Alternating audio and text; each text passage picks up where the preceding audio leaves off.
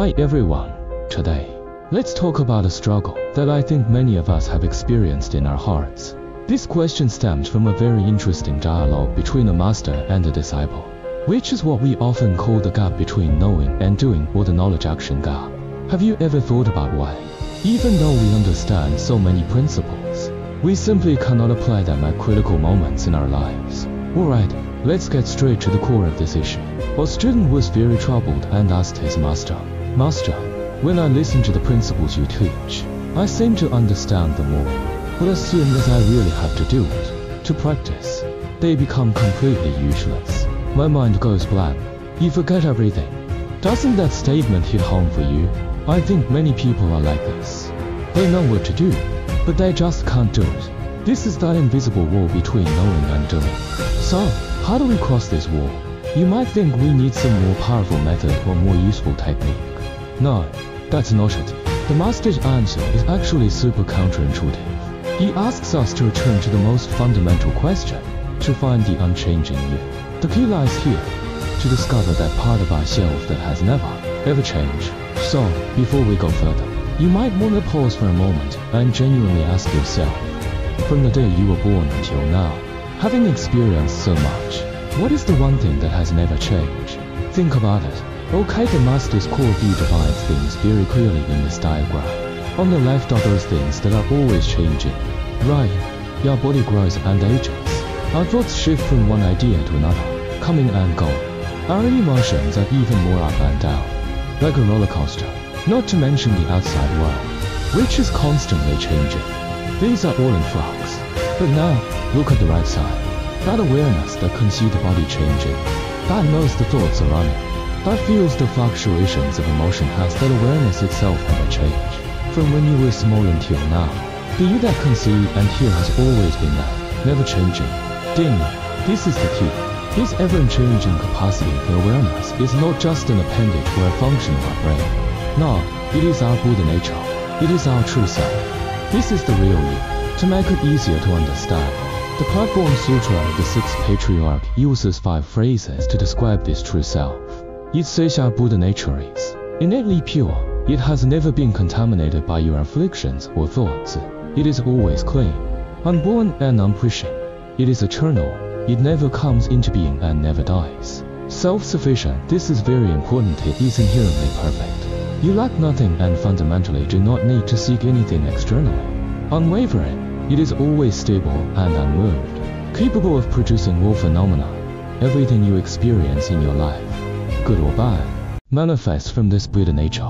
So, the question arises, you might be thinking, wait a minute, if my essential nature is truly so profound and perfect, why do I still feel so much suffering and powerlessness? Isn't that a contradiction? The next part is where we dig into the root of suffering. Why do we always cling so tightly to things that we clearly know will disappear? This is the most central, fundamental mistake. Look, the vast majority of us mistake those changing, coming and going things as me. For example, our thoughts, our body, our feelings. We stubbornly identify with these transient phenomena. But those who are enlightened are different. They identify with the eternal, unchanging, unborn, and unpushing true self, which is the state of nirvana. So you see, your standing point was wrong from the very beginning. Let's look at the first major misconception. 1. The body is not me. We have a deep-seated belief that this body is me. Regarding this, the master uses a super clever analogy. He says this body is merely the result of all your past actions. That is, your karma. It is like an image on a movie screen, but it is not the screen itself. Think about it. The image plays vividly on the screen. Right. But the image does not equal the screen. The image ends, but the screen remains. It is the same principle. Our body is just an appearance projected onto the screen of our Buddha nature, but it is ultimately not the screen itself. 2. Money is not mine, the bank analogy. This is another root of our great distress. We feel my money is mine. About this, the bank analogy is very interesting. Listen. Step E. You deposit a $0 bill into the bank. Step 2. The moment you turn around to leave, the very bill you deposited is immediately taken by the bank and given to the next person who comes to withdraw money. It is no longer there. Step 3. What do you possess? A number in your account. a concept existing on a computer. So, you see, our sense of ownership and attachment to money is actually an attachment to an idea, not to the physical banknote itself. Quite clever, right? Now that we know the root of the problem is that we have mistaken the transient for the real and are clinging to type. What is the solution? Frankly, it is very direct.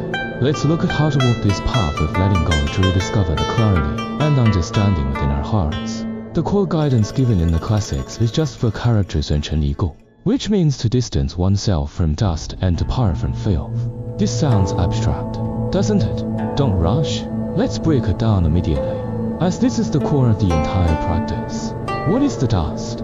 This dust refers to all the unstopping thoughts in your head, all the various ideas, all the concepts you refuse to let go of, and that voice constantly talking to itself inside you. They are like dust motes flying everywhere. And what is the filth? Stay. The filth refers to our emotions, those you especially like and desperately try to hold on to, and those you strongly dislike and desperately try to push away. These strong emotional attachments, along with those unchangeable bad habits, are like ground stuck to a mirror, preventing our minds from ever becoming clean and calm. Hearing this, a very natural and practical question must pop up, just as the student asked, but if I truly let go of all these thoughts and emotions, then what? What do I do with the rest of my life? This is a very real fear of the unknown. The master's answer is truly incisive and very direct. He says, that very worry, the thought of what do I do next, is itself another piece of new dust. So, let that go too. And if we are unwilling to let go, what will the consequence be? The master's next statement sounds heavy, but it is very realistic. He says, you will simply become the most loyal slave to the dust and the filth.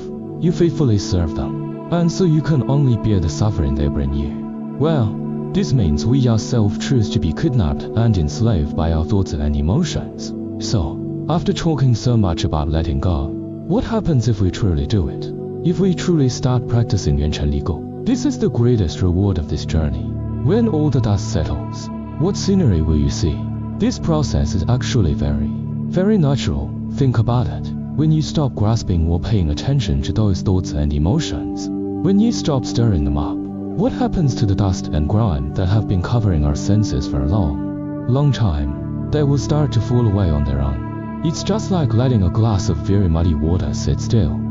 The impurities will naturally settle to the bottom. And what is the result after the settling? The master describes a state that sounds almost incredible. He says, using the eyes of this very body, when the dust and grime covering them are completely cleared, and marriage is fully accomplished, one can look up to see the heavenly realms and look down to see the hells. This certainly doesn't mean you will gain some kind of superpower.